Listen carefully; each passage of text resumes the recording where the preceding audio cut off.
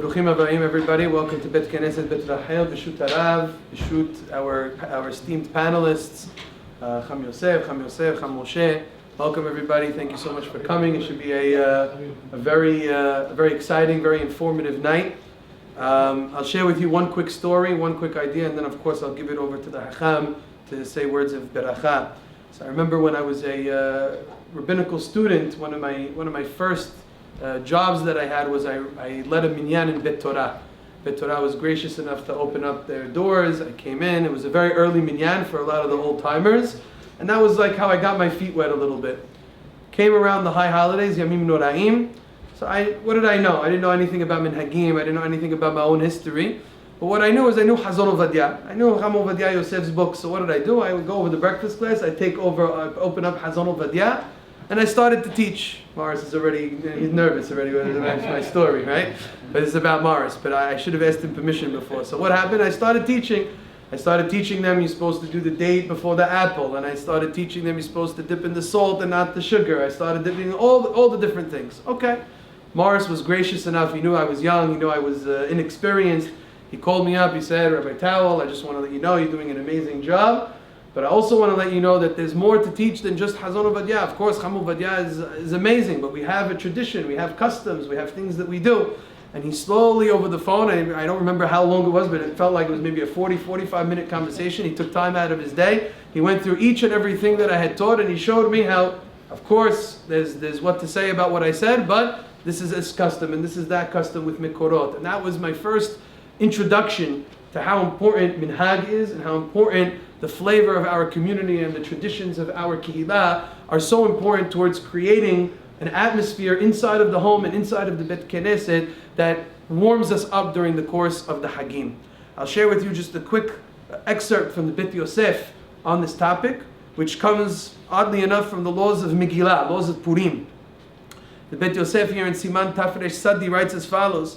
It says, Katuv be'orchot hayim kishemazkira koreh shem Haman ubanav. He's talking about when you read the name of Haman and his children during the Megillah, menakshim atinokot ba'avanim o beluchot et shebiyadam. The children start to bang and hit together with different boards that they have in their hand, or rocks or stones. V'chatuv bahem shem Haman ubanav. And on the rocks and stuff it has the names of Haman and his children that you clang together. He says, when they bang them together, the name erases. And that's Mahom Hayat Zecher Amalek. Maran is going out of his way because he knows that people might look at this custom and say it seems a very juvenile, very weird, very odd. So he says, no, there's a shoresh b'haggadah, there's a root to this custom.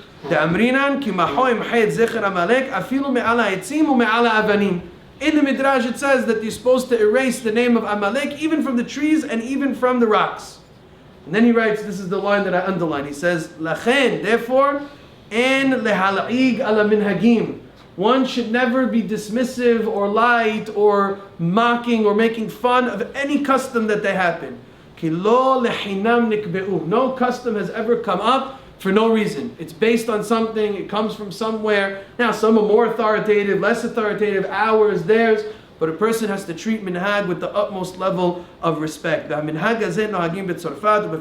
gives it over there. This is tremendous musar for me, because even as rabbinical students we learn halakha, it's always important for us to check what's the custom, what's the community tradition, and what is it based upon, and all of the great hachamim that came from our great city of scholars, Halab, and for any other Edah as well the same. So hopefully tonight will be a tremendous hizuk for all of us to be able to hear the minhagim of our Yamim Noraim that will hopefully give us flavor and ta'am to be able to have a strong and well-deserved type of holiday. Without further ado, I'd like to invite my Rabbi, Shimon Alouf, to give us some words of Torah. Good evening, Mora v'Rabotai, Bruchim Abayim, Bruchot Habaot.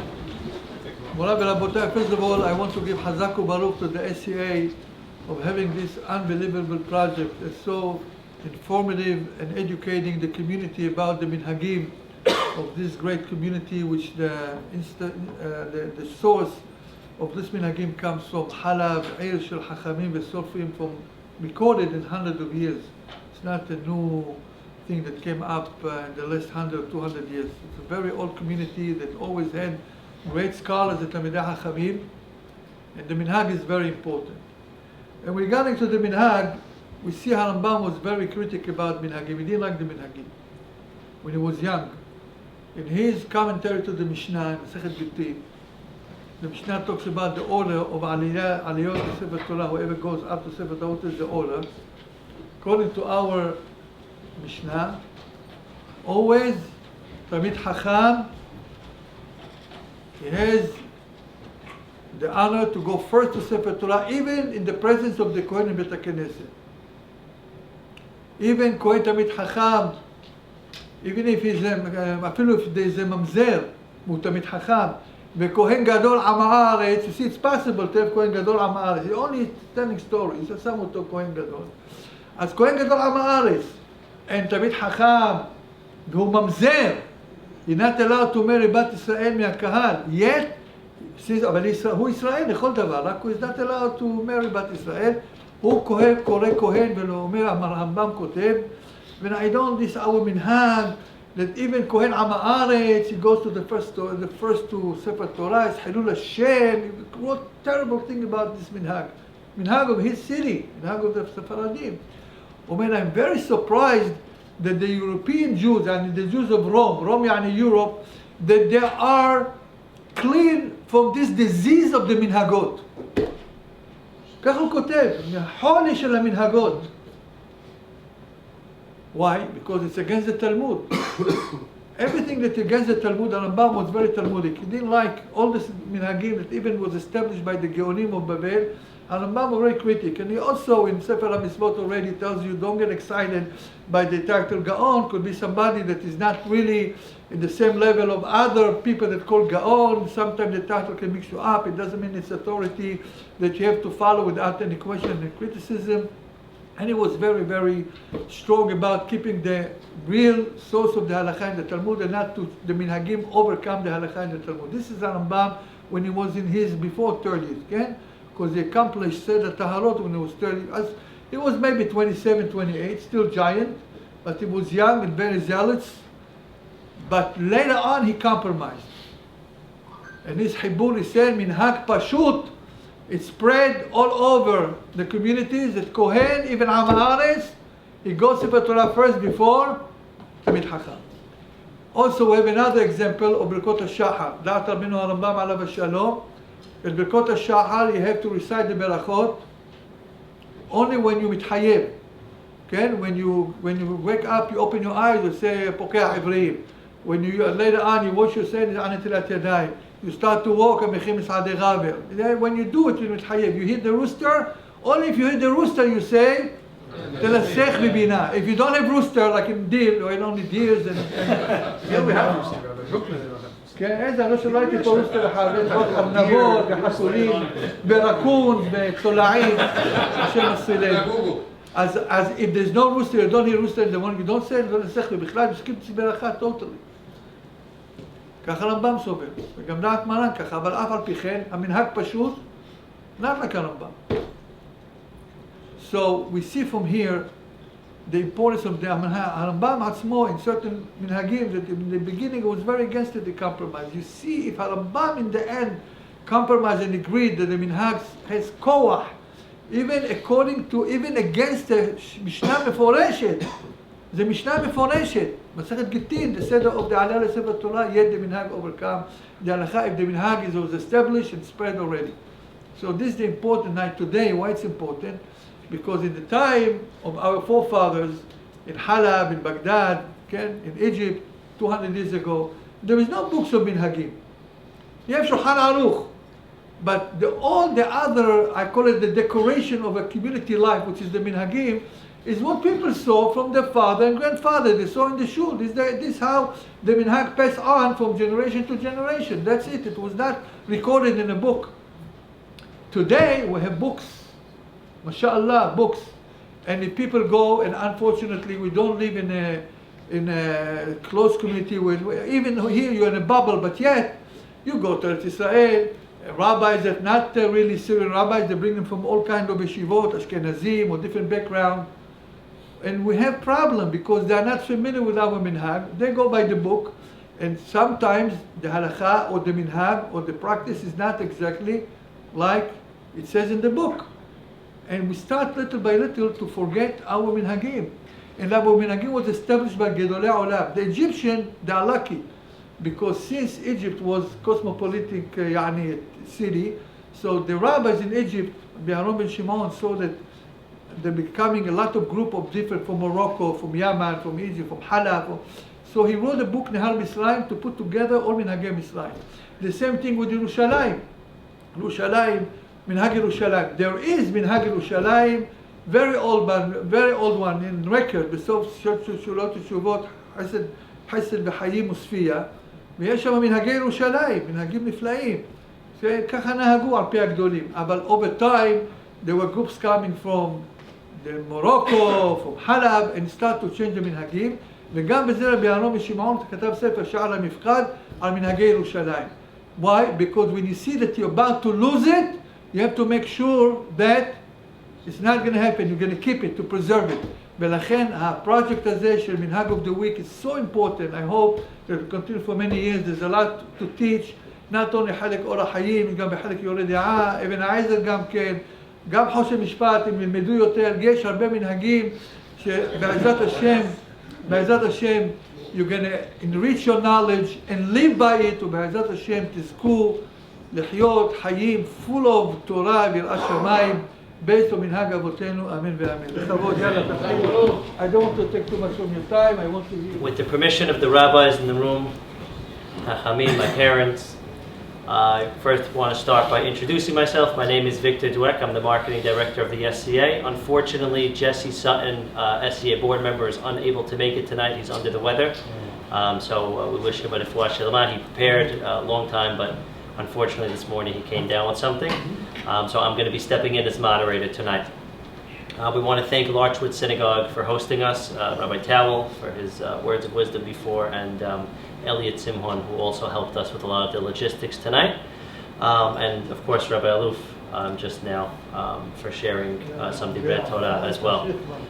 Tonight's night is sponsored in loving memory of Ralph L. Tawil. For all those who had the opportunity to know him, he was somebody who was very special and unfortunately left us too soon.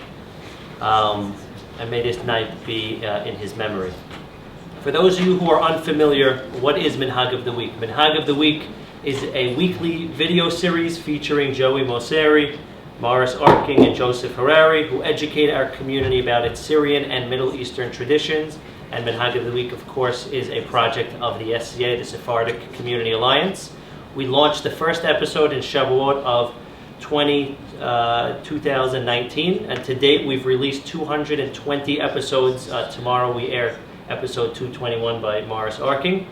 And thus far we have 245,449 views and counting, just under 250,000 views. And many countries around the world are asking if we can translate them into Hebrew and Spanish, and hopefully with the permission of these people we can do a book one day, but we'll talk about that if we get the opportunity. If anyone ever wants to sponsor an episode, please see myself afterwards, and we can discuss that.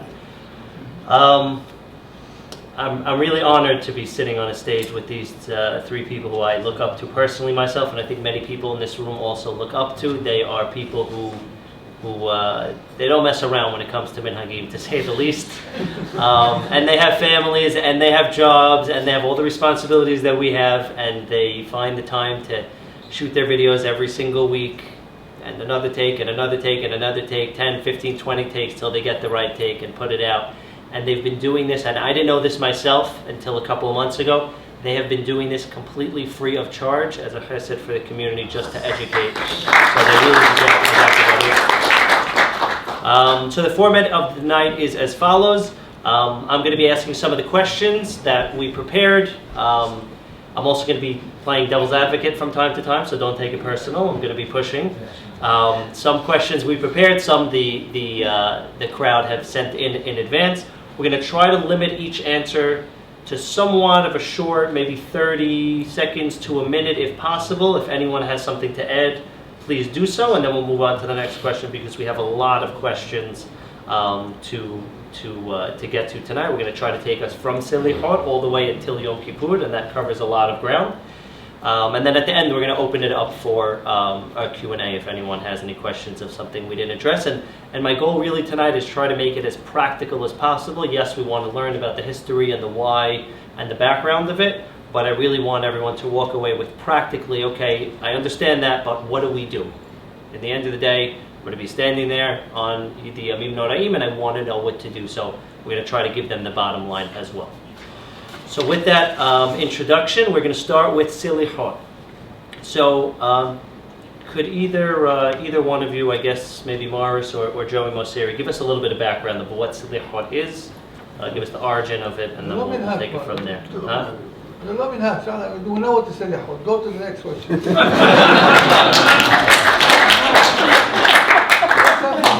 About Abu Minhag of Selichot. It's going to be a fun night. It's going to be a fun night.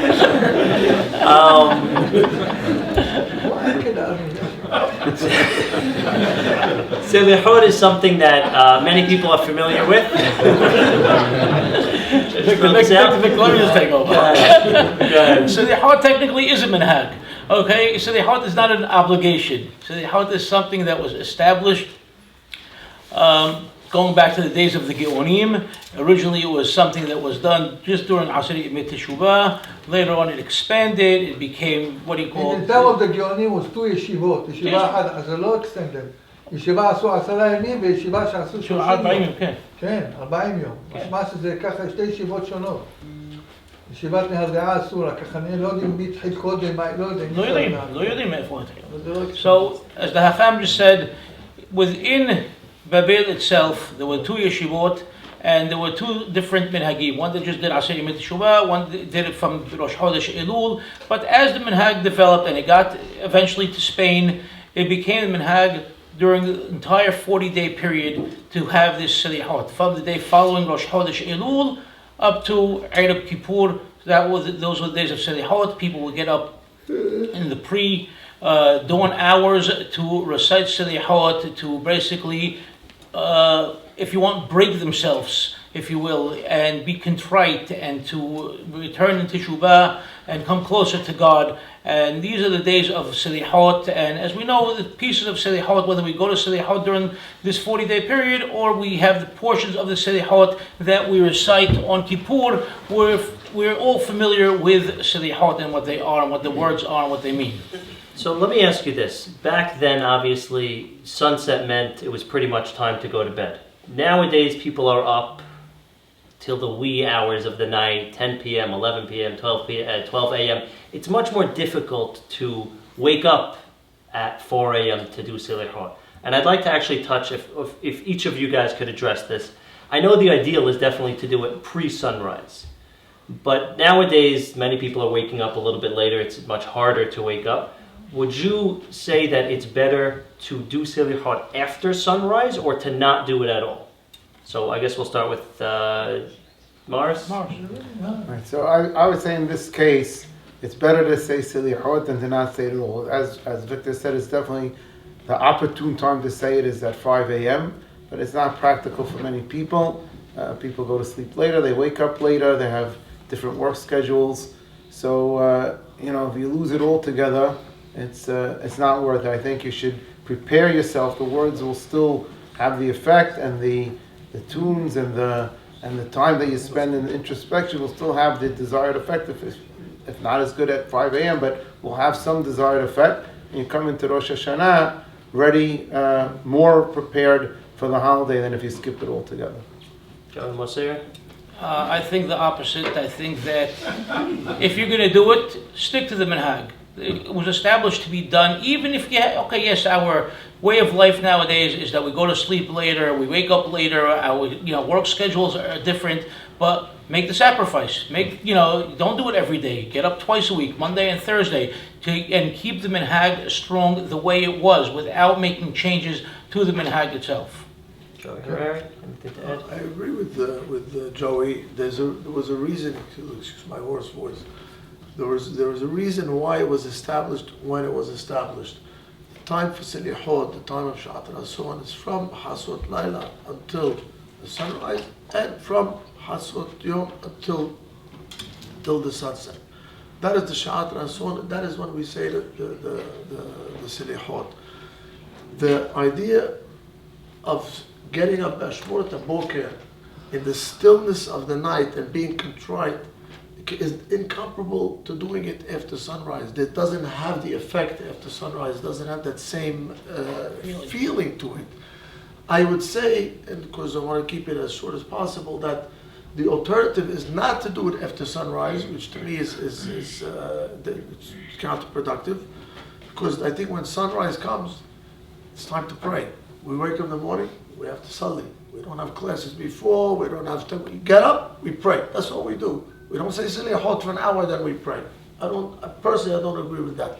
I think the alternative, which is what developed in Israel, because many of the Bahurei Shivot, they stay up late to study, and if they go to Silihot, it'll disrupt their day of studying, is they do Silihot, Hasot Laila. Hasot Laila, if you're saying everybody's up till 12, okay, up till 12, you finish, then go to the Kris.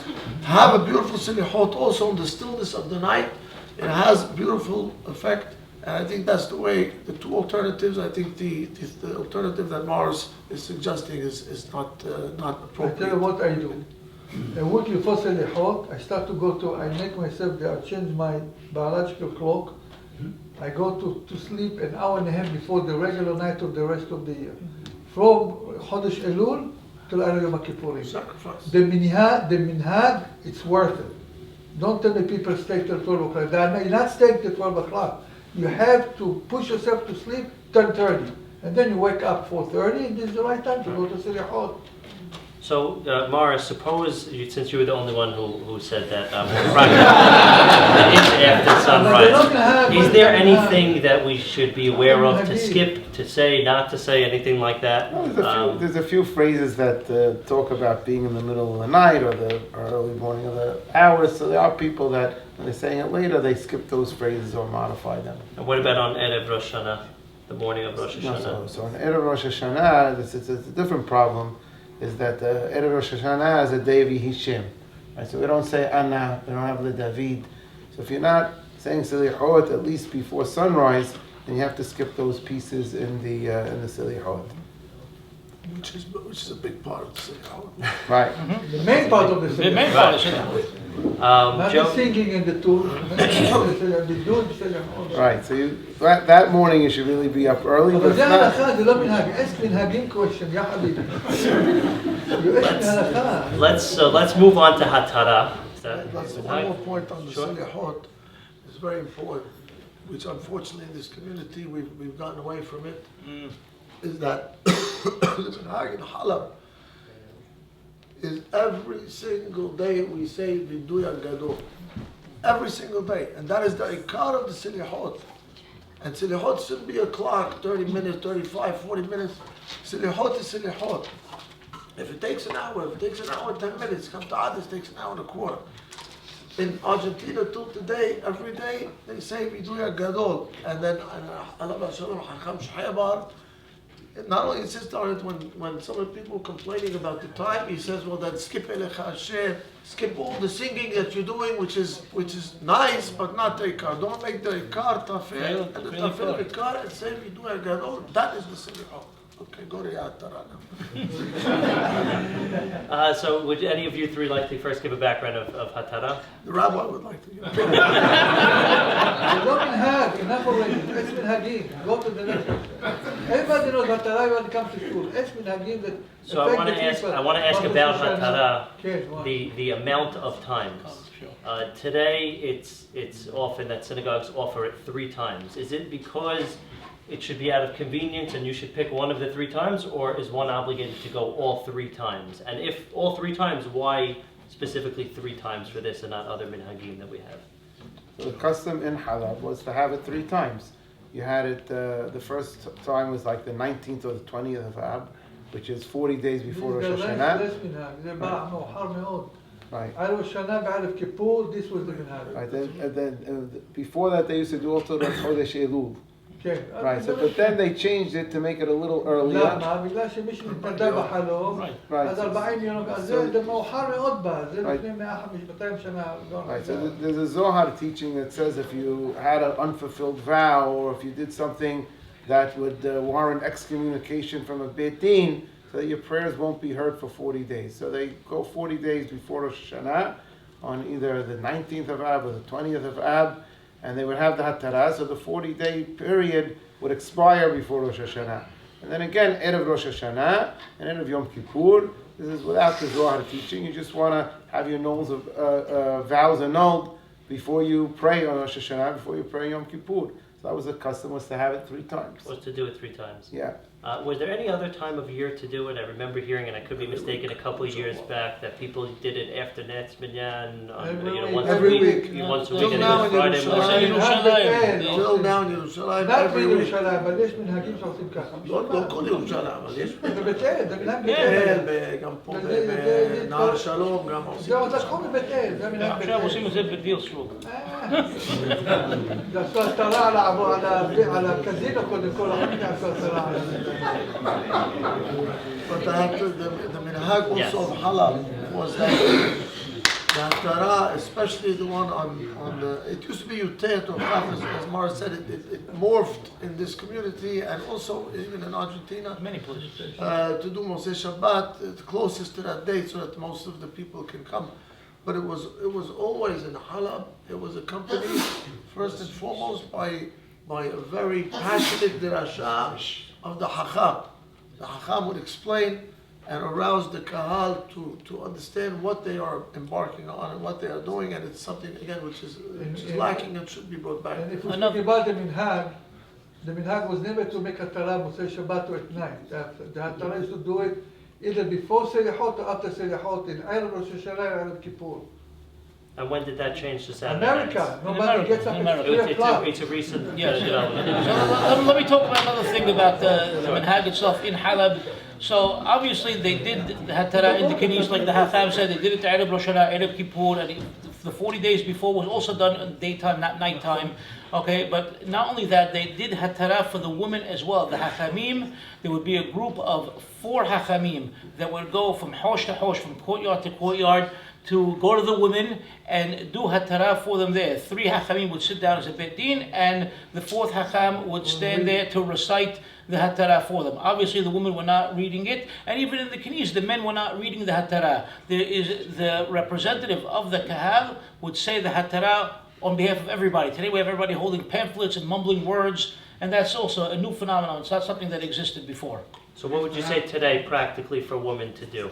Because it's a question we get year after year, women. Her husband handles it for her. So they shouldn't go to any of them. They would all They come can to go, but they don't have to go. I would say there's what to be said. When I was a child and we had this Motzei Shabbat, and Full, the Kais full, was jam-packed. packed. It was very, very moving experience as a child to see every man, woman, and child, the entire community coming to Knis for one purpose. You can't. You had more people the night of Hatarah than you had on Kaddish. We We used to have over here, when I was growing up at 67th Street, the night before the holiday, that's what we did, that. Rosh Hashanah, Kippur, right before that Motzei Shabbat. Tell you Through the something. week. Whatever night it was, it's Rosh Hashanah tomorrow, then the night before. That's what they used to do here. Early in the morning or after Arvit? After Arvit. Interesting. At 67th Street, let's go back 70 years already. The Hakham mentioned that all the men and women children used to come in the morning. When I made Aliyah, in my house is relative to Knis Adis, it took me 15 minutes to walk from my house to Knis Adis. Could you imagine? Could you imagine the amount of people that came for Hatarah? No, you can't.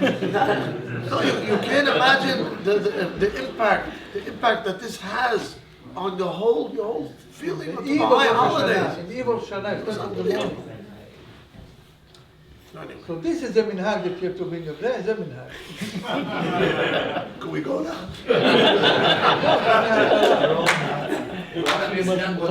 No, it's a question What related was to that? minhag. It's something very Mesirat important. Moda'ah. We have a question from the crowd. What's the question? in the Hatalah pamphlets and in the Koy Yaakov, they have that paragraph in Mesilat Moda'ah. David Catton's here. I'm not on the panel. Would any of you guys like to shed some light on that? The representative would read it, and then the What is it? It's about the Future. pre-annulling any future statement that you may utter. That's the Mesilat Moda'ah. Okay. Usually in halakha it's used if somebody, they force him, לממשל, to sell something that is not, but they put pressure, that he cannot say no, or threaten him. So, or even, Has v'shalom, this was due today, all the Risha'im, they don't give get. So they know this trick. What they do, they say, they force me, they're going to put me in jail, and I don't want to give the get, or I don't want to sell the house. So it's enough to go in front of two witnesses, two men, to I want to inform you, before I sign the deal, that I'm forced to do it, and I don't do it by my own free will, so it doesn't hold, even though his son doesn't come Mesilat Moda'ah. לכן, in every כתובות, או every גיטין כתוב, וביטול כל מודעה, מודעי דמודעי, גם בכתובות, גם בכתובה כתוב ככה, בכל כתובה כתוב ככה, יש מסירת מודעה של לבטל. אם הוא מסר, if he already made the מסירת מודעה, he annul all the מסירת, he undo the מסירת מודעה. because מסירת מודעה יש לה כוח לעקור את המעשה. So you saying Mesilat Moda'ah that I'm saying in advance that if I do something that against what I'm saying now, I will be forced to do it, or the Tzara will force me, or whatever, I annul the future master they're going to do. Then it comes Mesilat Moda'ah. So you covered, you make Hatarat Nedarim for the past, and Mesilat Moda'ah for the future. זה Mesilat Moda'ah. אבל זה לא עניין של מנהג. עוד פעם, אתם שאלו שאלות של מנהג. לא נגמור כל הלילה, זה מה, זה שבועות היום. תשאל מנהגים, נו. Some of them are halakha, practical אז זה לא טוב, זה ramifications. לא, אני מחילה, I'm not going to stay too long. תשאל מנהגים.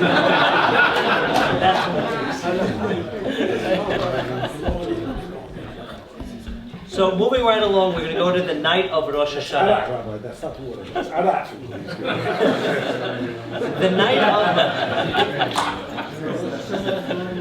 The night of Rosh Hashanah, there's a lot that goes on that a lot of people are confused about, specifically referring to the Simanim.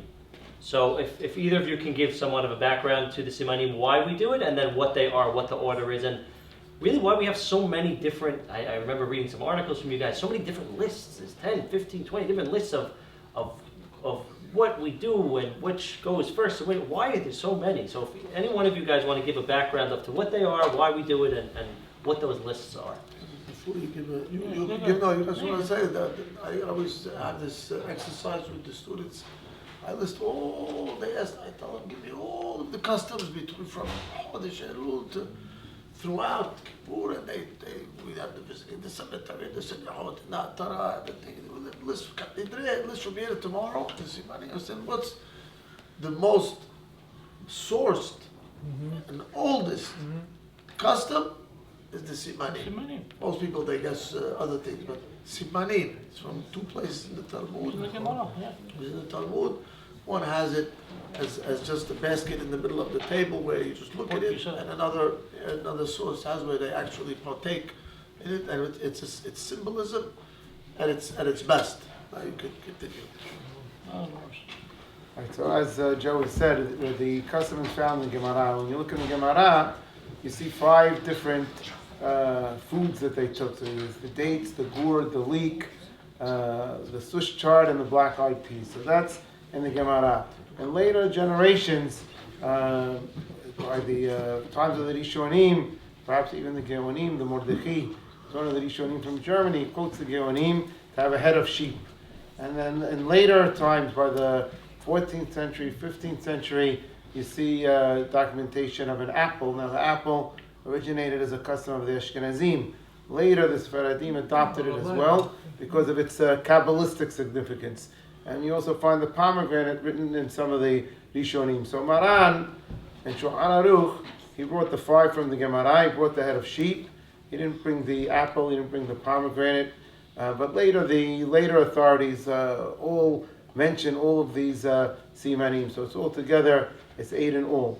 So again, like Victor mentioned, later authorities have all different orders, but the order, it's not really that important which order that you follow. What comes up is the question that there's those that start with the apple, and they make borei priyayitz on the apple, and there's others that say, no, you have to follow the law of the Gemara. The law of the Gemara is when you have several fruits in front of you that are all borei priyayitz, you have to make borei priyayitz on the fruit that's one of the special fruits that are associated with Eretz Yisrael.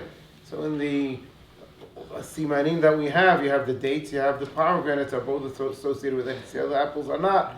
So there are those that make borei priyayitz on the date, because the date in the order in the pasuk, it comes before the pomegranate, and therefore that it takes precedence over the pomegranate. So you had in Halab, Hakham talk Shahib about documents that he started with the date. But the mahzurim, a lot of the mahzurim start with the apples.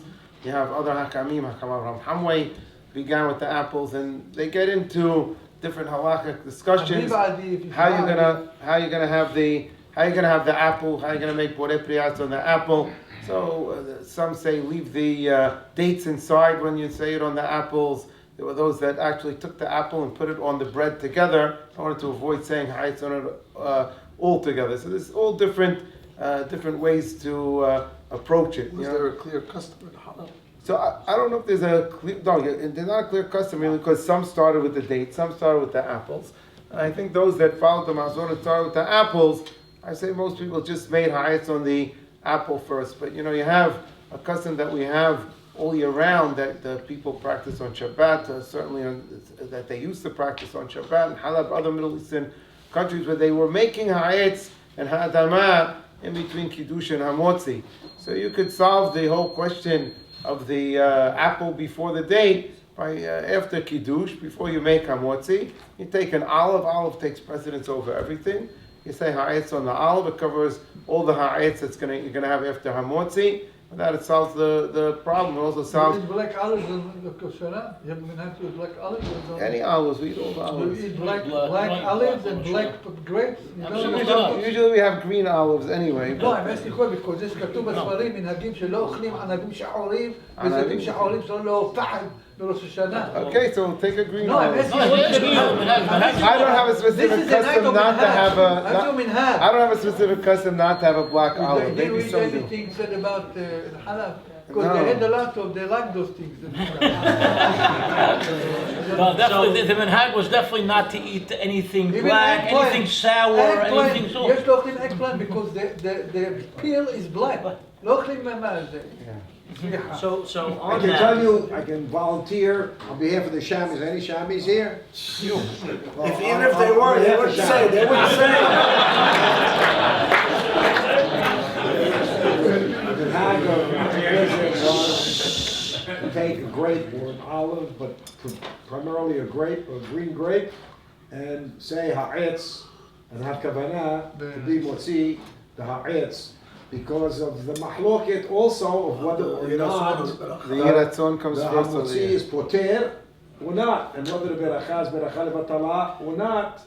So you make a beracha, maybe she ודאי לא פותר, וזה לא דבר ש... The problem is whether to say the Yiratzon first. לא הפל ולא... Ulai, the tzevara is that perhaps because on Rosh Hashanah it is the custom and part of the Seudah of Rosh Hashanah to have the apple and the tamar in the Seudah, so perhaps now it becomes... לא מלפתים בו את הפת, איזו סברה זו. But touching upon what Victor and the Hakham are discussing and arguing rather, it's even as far as that's concerned, there wasn't a one unified minhag and halab. Some people did this whole order of the simanim after Hammosi, and others did it prior to Hammosi even. Correct. Okay, so Some you have did to it keep one them. night only. In halab, almost everybody did only one in halab, as opposed to every other community. we're going to get to that in a second, but I want to, היו עושים גם בבוקר או שאני... No. so אפשר לשחק בזה, כאילו זה אחד אמר לו, זה שליח. So I want to actually touch on that point. Practically speaking, if there are different families having different minhagim, and they marry each other, and you have a brother-in-law and a father-in-law, and your kid, he learned from this rabbi, and my father did this, and he did that, what are we to do at the table when everyone has all these different cards? Whoever's stronger. I'll find it out. I'll give you an answer. Grandfather gave you an answer. Baal habayit. Baal habayit. What A is guest home has it no is? say. Right. A guest has no say. You understand? So it's all the Baal Absolutely. habayit in the end of the day. Because, especially since there's so much to rely on. But him guess because he go to Koler and Baal habayit is a regular guy, I think he knows better than him. Baal habayit saw his father and his grandfather, and you have to follow Baal habayit. It's Understood. a chutzpah to do it any other way. What do we do when there are rabbis that say that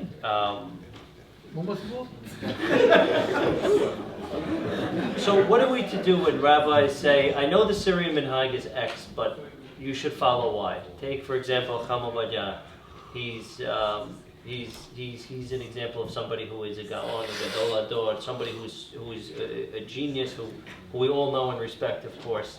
And he writes sometimes things that are against the Syrian Minhag. He says, for example, I don't know if he says this specifically, but let's say we have a custom to do dates first, and he says, no, don't do dates, do apples. What do we do in a situation like that? Who are you asking?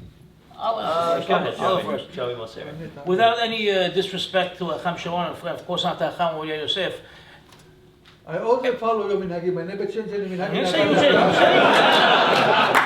without any disrespect, No, No, but that's not Hiddush because Minhag Yisrael was close to Minhag Yerushalayim. לא, יש הרבה דברים שהחכם ידע כתב נגד זה, חנוכה ודברים אחרים, לא In any case, Hakham Joseph was trying to, first and foremost, the way I read his writing, to unite all the Sephardim in Israel under one banner. He wasn't coming to go to outside communities and make them change their minhagim. That's number one. Number two, as Hakham Shimon said in his introduction tonight, we're talking about the minhagim of a very strong city of Hachamim over the course of centuries. Hachamim that established the minhagim based upon numerous sources, and we have more than what to rely upon. So it's not a fight between what we do and what Hakham Yosef said. We're following the masoret that we have from our grandparents going back to their Hachamim, and with no disrespect, and it all has sources based upon the Rishonim, the Aharonim, and whatever other cases there may be, and whatever source that may come from. And that's even if he writes in his Teshuvah, I'm aware of the minhag of this community and it's wrong. In my opinion, one should not follow it. So let me No, אין דבר כזה, במנהגים האלו, he never will say. רק מנהג טעות. It's very rare to very find rare. a Minhag Ta'ut was itpashet in entire Kahal. It's extremely rare. Minhag Ta'ut is generally the individual's Minhag, which is considered Minhag Ta'ut. There were Hachamim in all of the Kehilot. The Minhag Ta'ut is very tough time being mitpashet. I'll just want to add one point. We have a general rule in Halakha that we accepted the rulings of Maran and Shulchan Aruch. Yet, there are many exceptions to that rule itself. So, oftentimes the minhag predates Maran and Shulchan Aruch. And even Maran himself said, if you have a custom from before me, you rely on your custom. The custom that has to do with הלכה, even it's much more severe. Right, right. לא מנהג זה מנהג של הלכה, נהגו כמו פוסק מסוים נגד פסק מרן. זה נקרא גם מנהג שנהגו להלכה כמותו. Right. So if we're maintaining our customs, ולא לכולם, ולא משנה.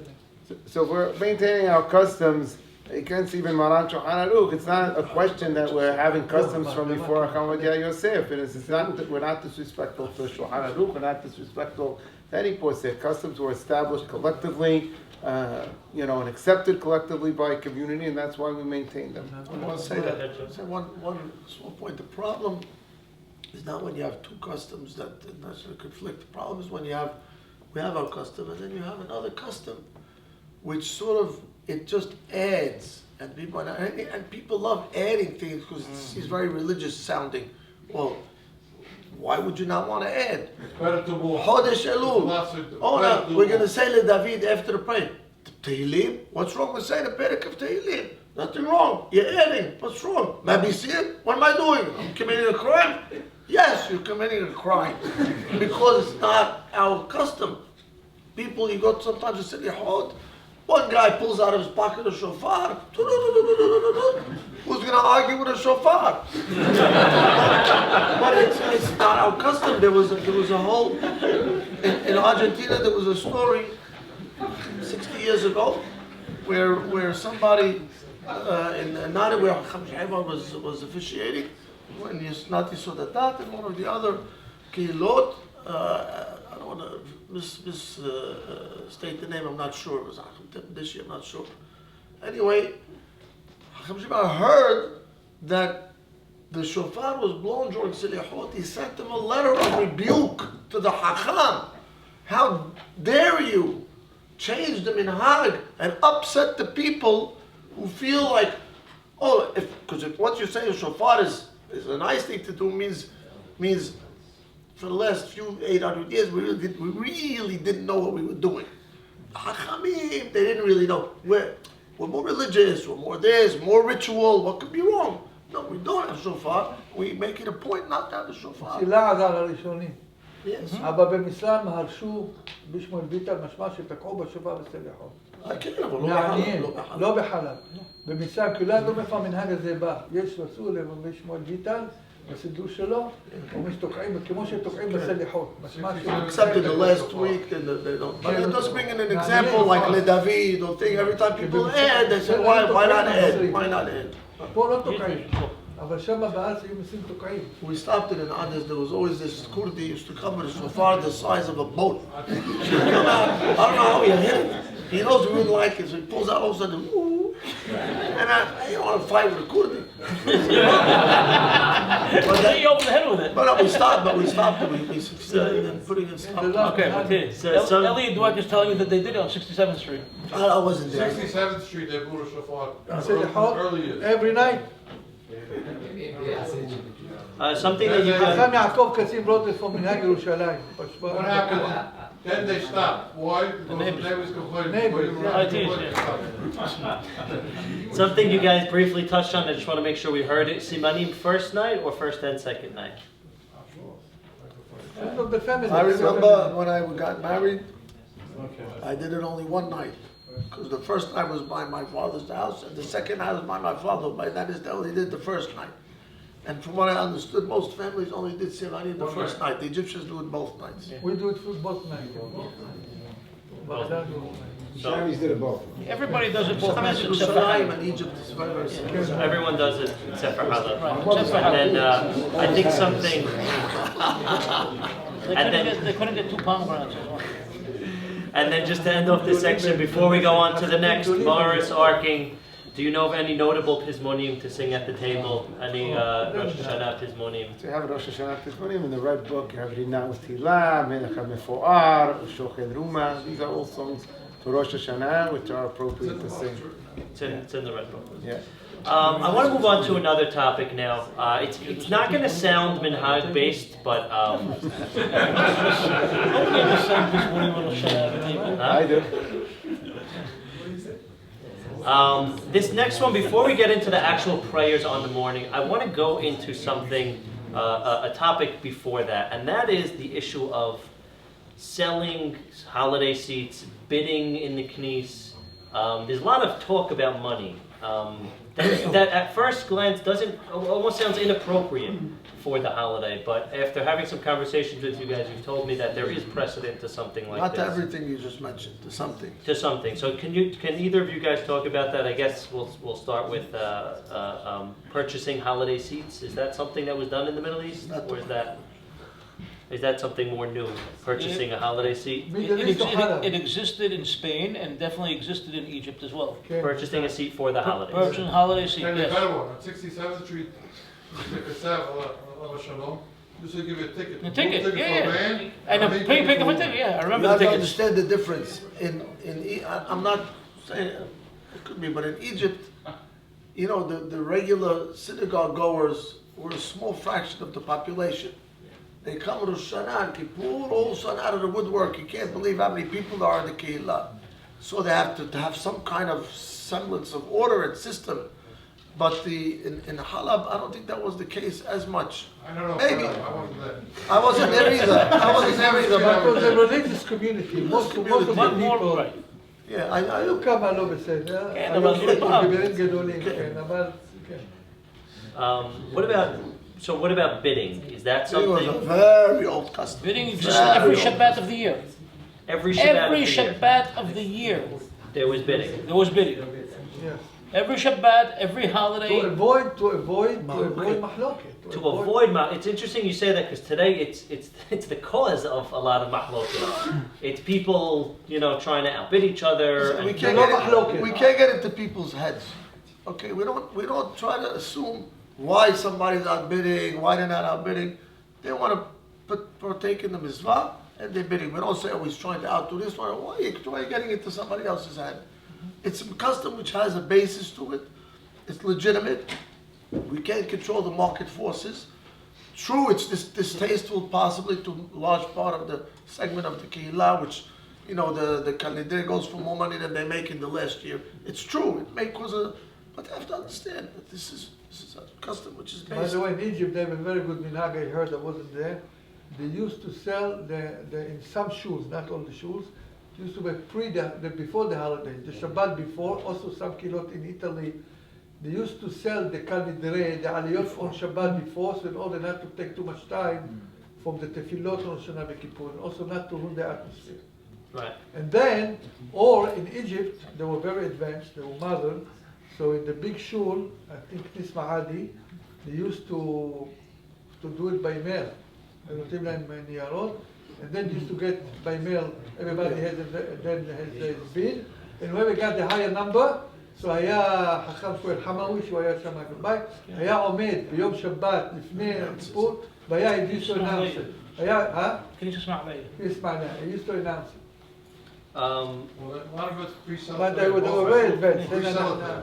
What about, was there that figure that used to stand up and do the actual bidding? Today, it kind of almost sounds like it's being blown out of proportion. Come on, Adnasa, Peticha, you promised. Oh, so now you touched on a sore subject. It's disgraceful that we turn our backs to hundreds and hundreds of years of tradition. The Halabiyah never opened the Hechal for Parnasah, let alone sell it. It was never open. The Hechal was not open. The Egyptian community used to open, never sell it. We never sold it. But the Halabiyah never even opened it. And now that this is an example of something run amok. I mean, something really went out of whack. That's something which every responsible Gabbai has the responsibility to stop it and nip it, regardless of what the Hakham is saying, regardless of what the other committee is saying. If the person has the force and has the authority, he has to stop his feet and stop this ridiculous minhag, because this is disgraceful. Okay, now we could continue. The committee will fire the guy in a second. No, not about Parnasah, but here that I see here something very weird. They have somebody sick, not on Monday and Thursday, during the week, Sunday, Tuesday, before Yom Shabbat, open the Hechal, there's somebody has an operation, so open them. אמרתי לו, בשביל למה before Yom Shabbat? After, לפי הקבלה, you don't stop in מזמורי תהילים. No, that woman had, before תתקבל, يعني after הוא בא לציון, זה של המעמד, זה של היען, כאנו, השל המעלות שלהם, זה אחד למעלה, שבע למטה, they just want to finish, you help them in the operation, hope not the opposite. But the problem is, they're opening the Sefer Torah also. Big problem. The big problem. You're not allowed to open the Sefer Torah only, וזה המנהג של כמה, ויש מקומות גם לא פותחים. It's a reading day, to see if the parasha is in the right place. But if you have Kabbalah, there's other time. They open Sefer Torah. But to open it for what? Hashem here, how it goes up? You have a Sefer Torah, it's closed like you have air plugs in there. So you have to open Sefer Torah, so the ear of Sefer Torah is open, and for Sefer Torah it goes up. What does this mean? People don't think what they're doing. There was, on the subject of selling, there was a beautiful custom. There was another thing they used to sell. They used to sell the Petiha, all right, and they used to sell the Jilyan, carrying the Sefer, right? But there's something in between which we lost it. It was called Nawale. Nawale means that they invite a specific person buys for the opportunity to take it from the Hechal to the guy who's going to carry. This was in Halab well known, and in fact, 67th Street, Well, Joey probably unearthed the archaeological dig, and he found the pieces of paper. It was written on Nawale. It's a shame we lost this beautiful custom. Bring it back, $2. One more thing to sell, but you don't want to sell it. What about I want to go back to what Victor was, I think what Victor was alluding to when he was asking the question. I think Victor was really concerned when the guy gets up to sell the aliyah and he says, oh, buy this aliyah because this aliyah is good to have a baby, and this aliyah is good for parnasah, this aliyah is good luck for something else. I think that's what you were trying to get to.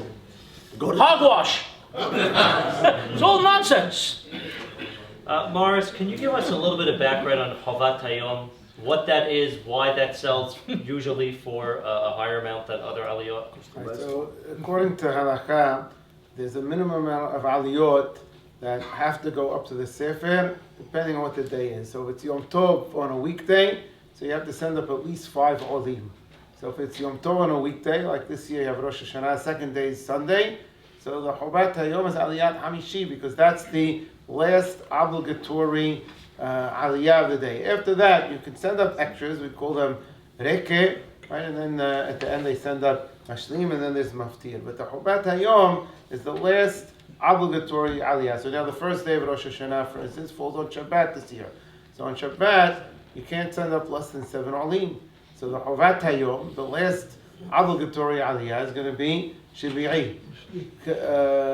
On Kippur, so the minimum amount of olim to send up on Kippur when it falls on a weekday is 6 olim. So then Shishi is Chovat Hayom. But some years, Kippur falls on Shabbat, so then Shivi'i is Chovat Hayom. So they giving it some extra importance because it's the last one before the rekes. The rekes are considered less important. And on that note, we're going to move now to the actual prayers themselves, now that we've spoken about the bidding and all of that. Some of this I really just have bullet points that Jesse had more follow-up questions prepared, so I guess I'll ask them if you guys could shed some light on them. I have here Mizmor LeTodah on Rosh Hashanah and Yom Kippur morning. We say it. We say it. We say it. I think it's that. Kabbalah, you don't say it. What about the tunes of the prayers? I remember actually asking David Batesh, who organized Pizmonim.org, and I asked him what is the what's the makam, because I do some newsletters for different synagogues, and we always put in the paragraph. I said, so what's the makam for the high holidays? And he said, we don't have makam for the high holidays. We have something else. Can either of you guys shed some light on that? What he meant by that? What does that mean that we have something that predates makam? Because I always thought that makam was something that was there for centuries. It's more of a set tune. It's a set tone, a set chant, if you will, of the prayer, as opposed to ma'am, which is a musical scale where the hazan has the freedom to improvise and go up and down, in and out. Over here, there is a set motion to the prayer. Everybody expects to hear the same thing. If the hazan dares to do, something different, he doesn't have a job the following year. This is what this is really what it is. Not only that. If they already brought him in. There's a name. No, we're not saying it doesn't have a name, but in the sense. What is that name? המקם שנשמע של חלבים געג'ה, מה שנה לך? But this is the traditional tool. What makes it different? You're going to play I think people should know the name of the... No, it doesn't make a difference. That's all I did. That's the whole thing, exactly. But as a matter of fact, the tunes on the holidays are so important. As you know, the music really penetrates the depths of the soul. And especially very on the spiritual high holidays, where it's not their expectation, it's the association of the words with a certain tune. It's extremely moving and essential, and therefore, not only these tunes are unique to the high holidays, and they go both ways. We only sing the high holidays a certain way, and we never use the tunes outside the high holidays, because then you diminish from the high holidays. There was a mahloket between, I wouldn't say it's a mahloket because it was maybe 99% to 1%.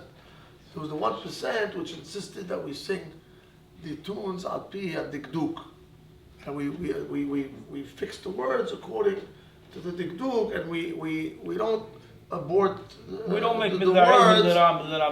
But obviously, if you listen to how everything is sung, almost nothing is sung according to the Dikduk. There was only Hakham Abraham Hamwi was upset about it, and maybe Kol Sasson. It was Kol Sasson. That little book he also speaks about it. I forget the name of the book, but yeah, it's not a small. So they were upset, or they said you're gonna not the right way, but most vast majority, and that's practically what we do. Because if you think of any tune, Ra, Ubani, Geburat, it's not one word, correct? Not one word. But if you change it in order to fit, it doesn't have the same effect on the soul. But it pashit because that's what was. It's the rhythm, because the rhythm goes better like this. Right. Yeah. So I mean, we had this argument.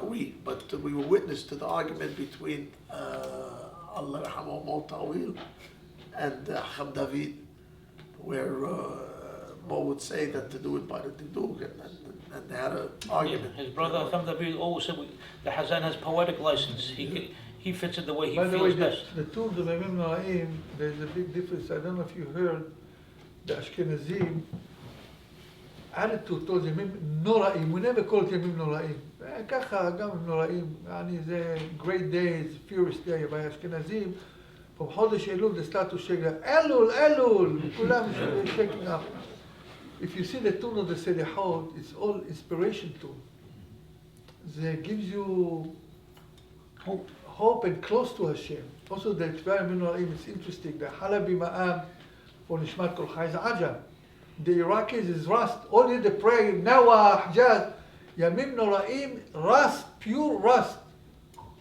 Even the Egyptian is Ajam with Saba. It's something that is very unique. The whole prayers are to lift up the spirit, to give you hope of Selihah, of Kapara.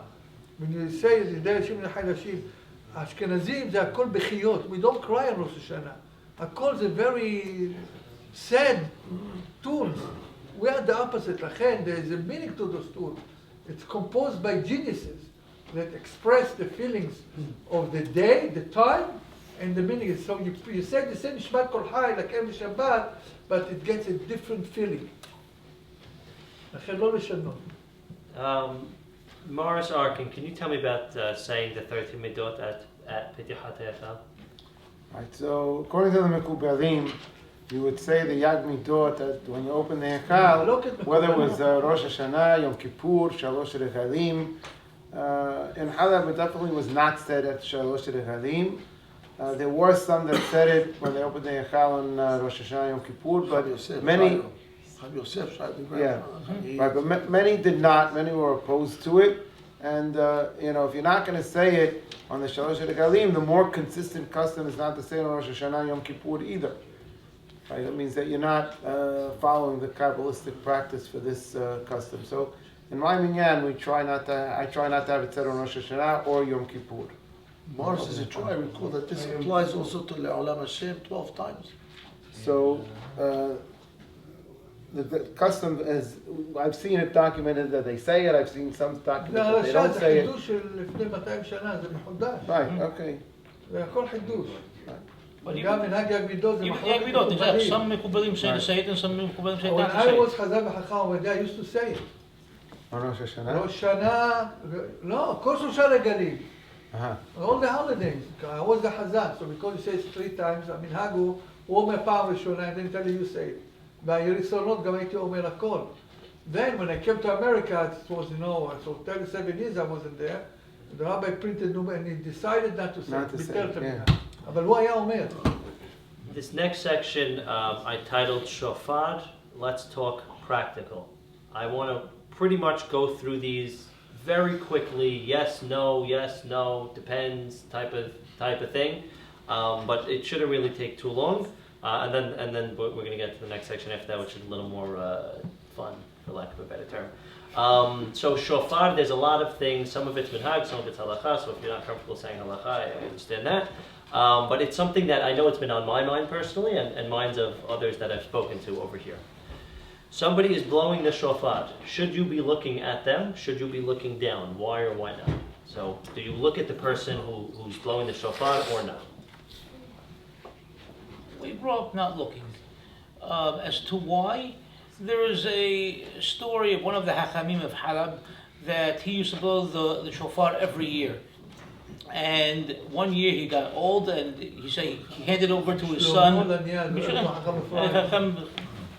כן, אפרים. אבל כל העדות גם לא בחלב נהגו ככה. לא, כולם. סתם דרך ארץ, when somebody eat, you look at him. When somebody pray, you look at him. You don't look at him. There's a difference between looking at him and going like this. No, you don't have to look like this. You're just sitting. A lot of people, they cover themselves. זה דמיונו. יקחו את הטליטות, זה nonsense. Anyway, allow me to finish the story one second.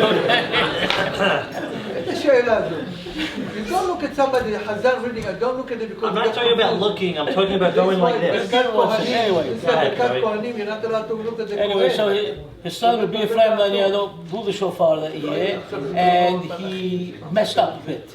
And so people went back to his father, your son blew the shofar, he messed up. So he called the son over, what happened? He goes, I was blowing shofar, all of a sudden I saw malachim all over the place. So I started trembling. He goes, what did you expect to see? Of course you're going to see malachim. What do you think the shofar is about? So that's why the people shouldn't be looking so they don't see malachim. That's the way it has come down to certain people. And many people will look down or cover their head with a talit or whatever the case may be. Yeah. Just as the Hakham said though, you don't stare at the guy. Should you be sitting or standing during the shofar? We have different blowing. So some yes, some no. The first 30 is sitting. And the rest are all standing. There's a During the custom. Hazara, I think is the one to emphasize during the Hazara. You understand? That's the question. But there was the point.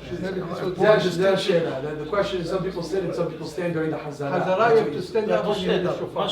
Another thing that's important to note here is that there's, in recent years, you've seen a custom where I don't know if it's a custom or halakha, but they tell you to stand during the berachot and then to sit in your shit. But we never did that. No. And we never did that. We always sat while the Hazan is saying the Tokeh, saying the berachot, we were sitting.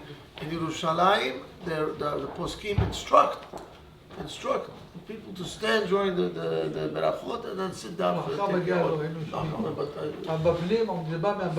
Suppose I'm in the Amidah and I'm praying a little bit slower, maybe I have a little bit more kavanah than the Hazan. He gets up to blowing the shofar. What am I supposed to do at that moment? Stop and listen. Stop and listen and then continue where I am? Yes, when he's done. Yes. Next.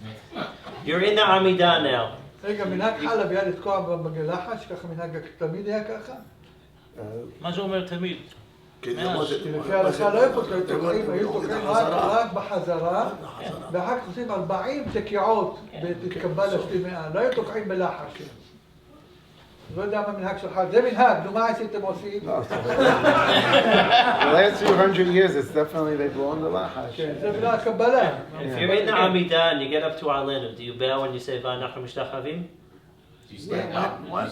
You're in the Amidah. In Lachas. Yeah. You get to Va'anachnu mishtachavim. Are you supposed to bow? I don't know. I bow. Yes. Yes? Yes. Why not? Any reason that you think you wouldn't? No, you're adding a fifth bow to the Amidah. לא, לא משתחווים כן. זה מדהים שמחלוקות עכשיו, מתי משתחווים, תעזוב, נו. The final blow, right before, well, I don't know when. The question is, when is it? Is it before Barachu, in the middle of Barachu, or after Barachu? Right before Alenu? Depends which edition of I told you not to come. I told you, Dave. I told you, they're just going to believe you. It's a very interesting question. I don't know what you remember as a kid. The Halabi was Teruah before Barachu. Yeah. But then over the years it somehow changed. No, we can't. What do you do now? I don't know. I know in Israel. How about the Teruah after Barachu? Right, like Halabi do it before Barachu. Doesn't Barachu belong to the Kaddish? No. Barachu is just we say it in case one misses the early ones to do another Barachu. And then lastly on the shofar, what should, if anything, what should somebody be thinking or reading or doing during shofar? Reading? What are you reading? I'm asking him. Pamphlets that you print out for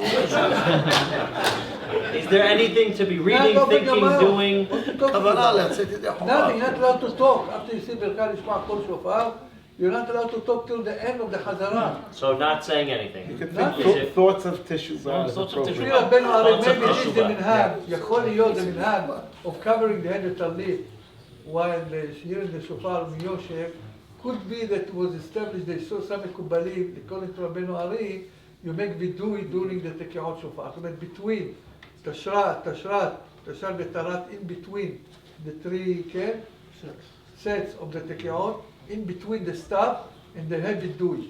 So far, because the vidui used to cover כל אחד שמתוודע לעצמו, could be it came from this. אבל להלכה, חכם מדע פוסק, they are not allowed to make any vidui בפה, אלא only You cannot in utter, the heart. Okay, you or can't wake utter up. anything. It's the shofar is to wake up. It's something to think about life and what I did and how I'm going to take it from now on. It's a moment of מחשבה. That's all. That's all. You have something to add to that? By the way, the מנהג, אבל המנהג הוא לא שאל על השופר. The most important minhag. מאוד important השופר, מה שאלת שאלות? What you say, לא, טו. Yeah. Albert? Yeah, that was my question about the teruah. Yeah, we have actually Minhag Dweck video on that. That's why I didn't ask about it. We answer a question, a Ne'ilah, somebody gets up, screaming. Yes, that's we have that, but I guess we can quickly answer. Yeah, we can answer that now. What is that? What is he referring to, and do we do it? Go ahead, Morris. Mark, So it's a pasuk from Tehillim, Yes. and if you go, so it's No, a it's one. the re- it's the rest We're of the just pasuk. saying what they do now. What's the remnant of it? What's still done? It's just the first few Can you words give of the some background to pasuk. it? Eshme ama yedaber ha'el Adonai. But there's a continuation to this pasuk. Ki daber shalom el amo v'chasitav v'yashuv l'chisla. So if you look in Mahzor Aram Soba, that was printed in 1527. So at the end of the Amidot of Arbit, of Musaf, and of Ne'ilah, it's in the last piece of the silent Amidah. So that's when it was said. If you go back to the original custom, but describe the custom because not everybody's familiar with the custom. Most Right, people so- today don't even do it anymore. right. So originally it was just part of the silent Amidah, and it was a pasuk that you said towards the very end of the Amidah. Right. So now, People don't know what he's saying. right. He just screams. So now what happened is it's not said anymore in Arbit or Musaf. It's the custom that survived. It's not printed in Shalom. Is at the end of Ne'ilah, right before the Kaddish, right after you say Le'olam and Karati B'Choleb. So somebody yells out the pasuk Eshme'ah 2 or 3 times. Usually, Loud, the loud. usually the guy with the Very loud loudest voice, he yells, and then the kahal repeats what he said. They don't continue the pasuk. Right. As opposed to the ancient- original right. custom, which was to continue the pasuk. Now they're just answering what he said. But the pasuk is saying we want to hear how Hashem is going to respond to our observance of Yom Do you Kippur. remember hearing that growing up? Absolutely. Yes, Sure, sure. of course. Yeah. The first time I heard it was when I was B'nai Yitzchak, because I was praying in Ahava all my life. I never heard it. I never even knew the custom existed. And then I forgot who it was. I remember Harry I Cannon. think your grandfather used to say it. Jack Abad used to say it, I think, if I'm not mistaken. When I was little, it was Harry Noni used to Cannon. say it. Remember the ones with the loudest voice? I never. So the first time I Jack heard it, Azar used to say it. I started yelling at the guy. Because he starts yelling in the middle of the thing. I don't know what he's doing. The guy started yelling at him. What are you doing? So this is the custom. No, I've it's never heard strictly a that Hanafi custom.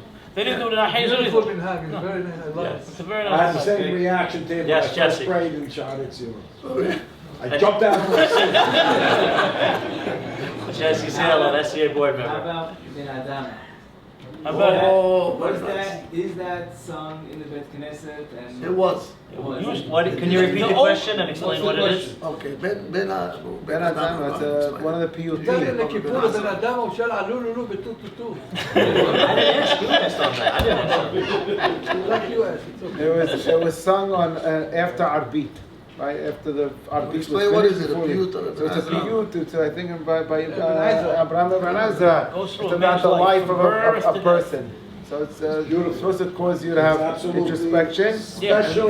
Special, and if we can reinstitute Musaf. it, if we can reinstitute it, Whoever wants to hear it, There are some. come to Hadis. לא, דוד עגבי, הוא שאל After we finish, אחרי they מוסף. have 2 groups.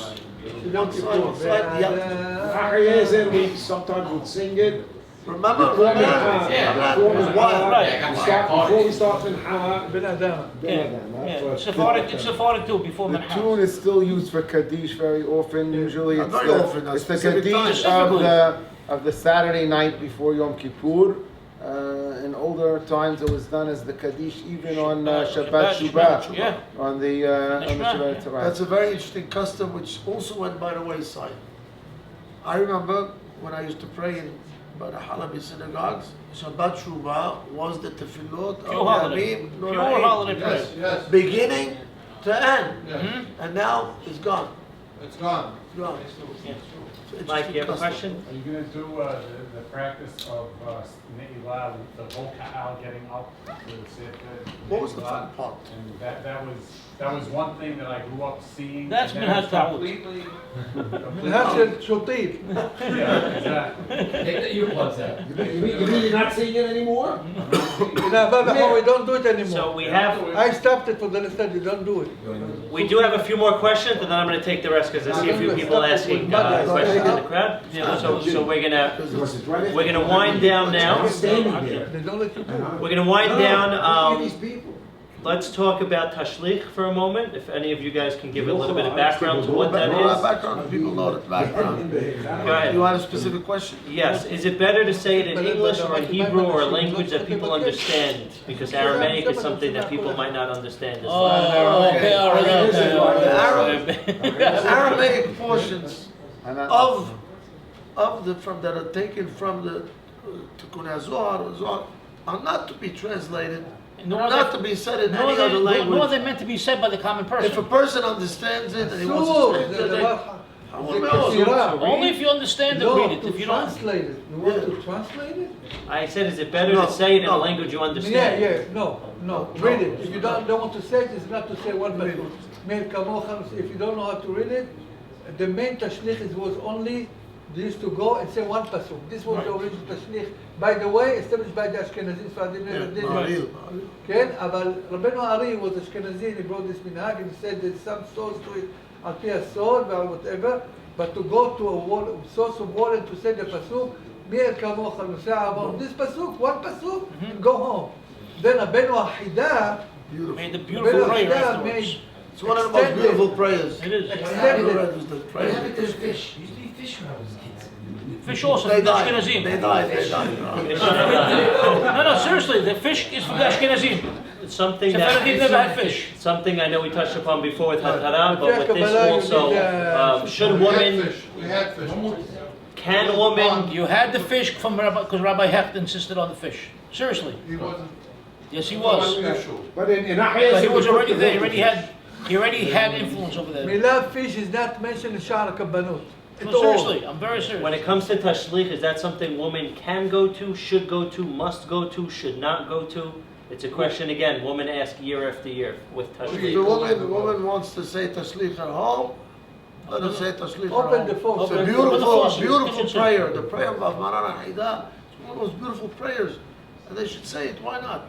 Say it at home. You ask about minhag? This is what you ask. Minhag is Never not- ever, from Beriat HaOlam till today, Sephardim never went to tashlich. Sfaradim or Sfaradim women? I'm talking about, asking about women. Oh, okay, so Sfaradim never The went. Sephardim is women, no? Sephardim, Women, no? okay. Sfaradiyot. Okay, Sephardim, yani Minhag Sephardim, the women never, ever, not the wife of the Hakham, not the Nebi'ah, nobody went to the nothing. They go to Bet Yaakov, go to Ashkenazim, the Ashkenazim go to the Tashlich. You understand? Even women, they go to the Tashlich. If you go to Tel Aviv, doing Aset Emet Shuvah, so what they do, they bring buses from the religious school of the girls to make Tashlich by the ocean. If you cannot say it on Rosh Hashanah, you have the whole Aset Emet Shuvah. So that was We it. never did it. That's It's actually about my next- minhag. Right, that- Now, but you ask if they can say it. They But can what wet time the was leg, that they can to put say? a knife, they can say it. אבל לא נהגנו מזה מעולם. What if? Why is this a prayer that we do in the afternoon when everything else is in the morning? There's something special about doing it in the afternoon, and I actually heard a knesset or two do it last year. They said, after Aleinu and Musaf, we're just going to do it right away and not do it in the afternoon. Yeah, Is something but wrong with only that? the late day of Late Rosh afternoon. Hashanah. Yes, late afternoon. And what about if it falls out on Shabbat? Still do it. Still do it. There's a difference of opinion. Yeah. Even Shairu, very Shairu. I think in the States, I'm not sure they did it. We didn't, we do it, we never do it on You the didn't have Eruv, you can't take the Siddurim out. I know, but we never. Today we have Eruv, you can do it on Right, Shabbat. in Yerushalayim, we do it because we... Joey Also Mosseri. also on Halab, they did it on Shabbat. They did it on the first Shabbat, day. yes. Okay, so also in the great synagogue, there was a well on the premises, so it was enclosed as part of the great synagogue. So they never had the question of carrying the So you machzor. only need water, you don't need the fish, nothing. No. No fish, no fish. Fish, ducks, Faucet, whatever you everything. So I was going crazy trying to go fish. So Is it? So, is there something about running water, or even just a bowl of water, or something like that? Like, should it be a faucet or a body of water that's not running? Ideally, it's supposed to be a natural body of water, but they don't have that, so they substituted with. Even a bucket of water, if you Yeah. speak, bucket of water in the middle, it's become a symbol. Joey Mosseri, kaparot. What about them? Yes, no, should we, how? So listen, this is definitely a minhag. The way it's referred to in Shulchan Aruch is called minhag. If you want to call it minhag ha'emori, if you want to throw it, it was not looked at something positive, but it was definitely something that was adopted and adapted. It's something that was definitely done by everybody. And not only in Halab, whether it was Halab, Sham, Iraq, Egypt, every place, everybody did kaparot. Everybody did it. Should it be done today? Should it not be done today? And how should it be done? If yes. I'll tell you honestly, I don't think the way it's been done in America, at least for the last few decades, I don't think it's proper at all. Just give tzedakah instead. Use money in your hand and do it and put it in the pan and you're done. Growing up, did you guys see it done with chickens? You absolutely saw it. Sure. So that Absolutely. that is the original minhag.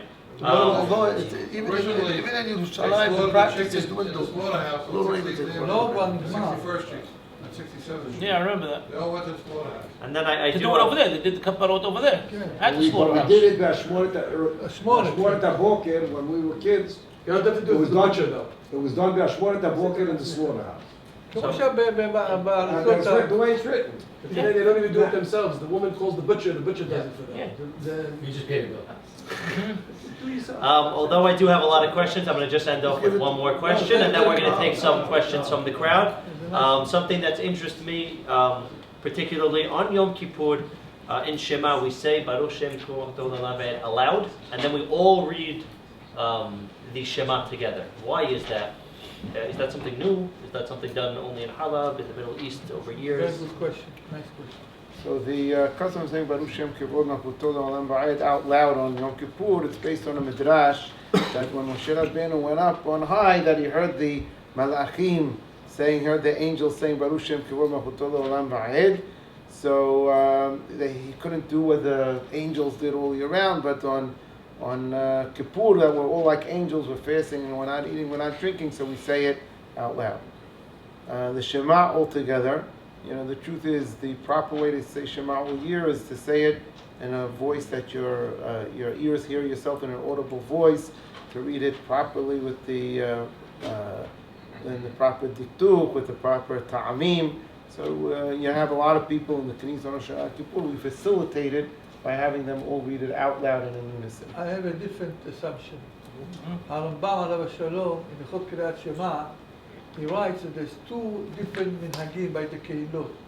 Some Kehilot, each individual read Kriyat Shema. He has to hear himself, but every individual read by himself.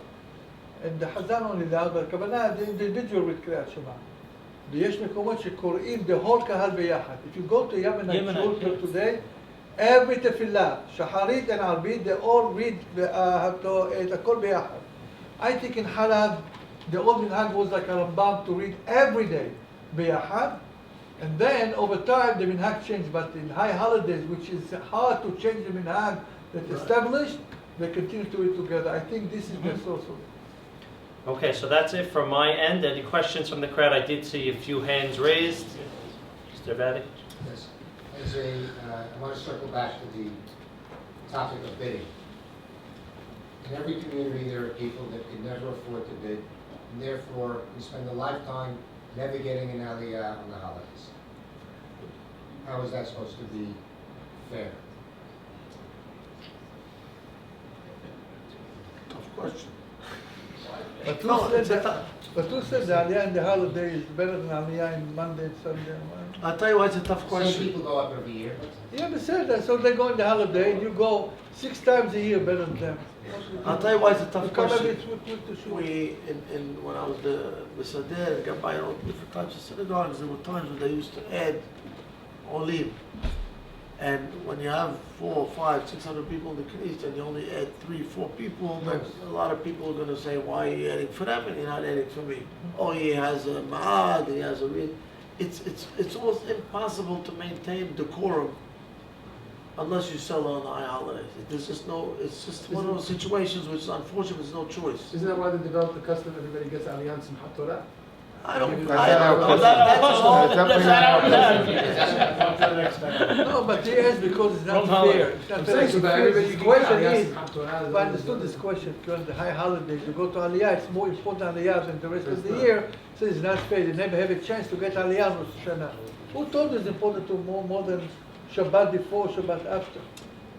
So if they're bidding more for, if they're bidding for it. Because they're the bidding a more lot of people, money, because evidently they can Supply and demand. because the more people in the shul and people marketing coming tool. only the high holidays and it's a kabod, but it's not more important than if you get aliyah on Monday and Thursday. In a regular day, even Shabbat should Tisha B'Av. Mr. Shama. I always notice in Kippur, I think it's during the Alouf, they open the Aron, and they leave the Sefer Torah there. A lot of people stand up the whole time, a lot of people sit down. My father always told me, we stand up, the Aron's open, we stand up. A lot of people are sitting down. I said, why are they sitting down? They said, oh, the Torah's not moving, so we sit down. What's our minhag? Can we do we say something up? Can we sit down? So the halachic question. זה לא מנהג. אם דאכל is for נשיאה, כן? זה נחשב כלי בפני עצמו. So even if you sit by דאכל, if the value, the depth is for נשיאה, a certain amount, זה נחשב דבר בפני עצמו. כלי בפני עצמו ולא צריך לעמוד. מעיקר הדין צריכים לעמוד. But out of respect to Sefer Torah, you stand up. You understand, if the Sefer Torah is outside the Echad, it's not in a keli, it's not in a container, as you have to stand up. But if it's a container, even it's open, it's separated, כן, דבר כלי של 40 שעה, לא מעבד טומאה, זה נחשב כמו, like a room by itself, it's like a reshut by itself, you understand? So halachically, you don't have to stand up. If you're tired, or somebody is very weak from the fast, and he's sitting in the regular floor, even if here, and the Echad is 40 שעה, you can sit down. During Siddur Avodah, standing during Siddur Avodah, sitting during Siddur Avodah. Same rule, same rule. Yeah, what's the people sat during Siddur Avodah?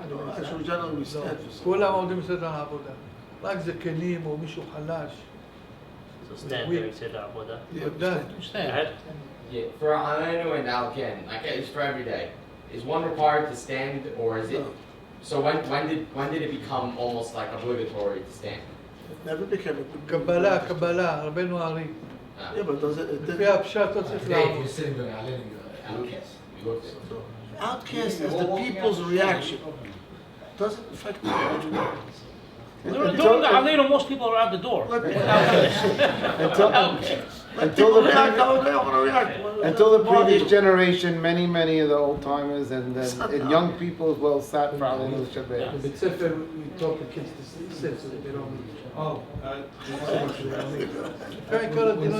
saying, when they pray out loud and you finish the second half of the Pasuk, you know, on the high holidays they go, they start the beginning of the Pasuk. I can say that with that. Are you supposed to be saying with them the first part also quietly and then just say the second part? Depends Or on you the just say the second part? You know, like a lot of different on the holidays where they start the first part and then you just you don't have to. שומע כעונה, you don't have to. You don't have to be the Siddur. Yes, Rabbi Elliot. We used to go up during the now and say Hakham. We don't want to go back to prayer. They stopped it. So Michael brought that up before. Going up during the when the Sefer Torah is open and they make a prayer. one by one by one by one. Then it became, they couldn't Why control. is it not open? After the start. Just, After the start. you have to think of it like this: the common person, when you're telling them that okay, the gates are closing now, this is your last chance, so everybody wants to get up to that gate and get in their last moment prayer. That's really what it boils down to. That's how it started. And monkey see, monkey do. One person does it, the next person does it, and you know. I just said what you whispered to me. What do you mean? Did they ever do that in Halab or Egypt? I don't know. But here I saw it here, and also in Israel I start to see it. Like every new minhag, somebody starts to impress people, to tell them it's very important, it's a gula, to make your children, I just to want to get know if they did parnasa. Halab or Egypt, that's all. No, they tell you Yom Kippur now you're pure and clean, Shat Na'ilah, and it's about to close the gates, as he said, and it's good to wish all kinds of wishes. You understand? This, I think this is what people have in mind. No, but the problem I think he's addressing is where did the notion come up that you have to park yourself at the Hechal and put your head into the Hechal? That's a theoretical thing. That's his question expired. Everybody, if the rabbi made an announcement and said, now everybody is at the Me'ilah, everybody now. This is what they did stop, run you over. We'll stop 1 minute, we're going to stop for 1 minute, 2 minutes. Everybody stand with Kumor and say whatever Tikkun you want to say. The biggest problem is we actually made a compromise. We did it, Baruch Hashem, The biggest problem is they're doing it during the Hazara. They're not listening to the Hazara. Then the Kohanim want to come on. I'm knocking the Kohanim down. Next question, Ronnie in the back. מנהג של דמיון של בעלי בתים פשוטים. Rebotai, Ronnie? Can the panel shed light on the whole Dikan Nosa business? No. Next. I know, I think. Yes, Rabbi Tel. No, we can't. Next. I think Mars has a video on this, but maybe he'll speak about it anyway. The Minhag Halab of lighting candles for Yom Kippur. Alright, so in Halab they didn't make a beracha on those candles. No, he's talking about the candles of the. Which candles are you talking about? Lighting candles, for lighting candles, l'chvod ha'hag, with a beracha, no beracha. Oh, then if you want to talk about the things in the Bet Knesset, I'm talking I about. understand. So many didn't light candles at all. Those that did light candles did so without reciting a beracha v'adlik ner shel Yom Kippurim. They were just lit without any beracha. Right, so that's the origin of it, but also because an important purpose of the candles on Shabbat is to have.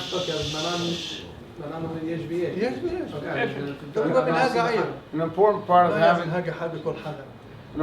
of having the candles on Shabbat is to have light to eat. So since there's no eating on Kippur, so there became a mahloket in the Aharonim, the later authorities, whether you light with a beracha or not. So in Halab the custom was safek berachot lehakel, and many didn't light at all, but those that did light lit without reciting the beracha.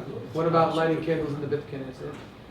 So that definitely didn't have a beracha, but it was customary to light candles. On Erev Kippur, we wear a talet. Comes Shema, Sisit, we kiss the Sisit, and I eat talet. You don't have to kiss the seat during the year either. Suppose you do. Suppose you're a tzitzit kisser. If you really had to do so, you could. No, we don't do it. We don't do it. No. Any women have any questions? Anyone on the Hagim that you're doing? Yes. Where do we know that there was no Piticha Panasa in Halab? How do you know there was no Pidichat Parnasan? Our fathers and grandfathers. Because there wasn't in Brooklyn, and there wasn't in Argentina, and there wasn't in Mexico, Panama, and there wasn't in Yerushalayim. That's how we know. יום התפילה, לא יום התפילה. בתפילה, זה מזמון בתפילה יומרים. They said them is more than the Yirat Son. That's how we know.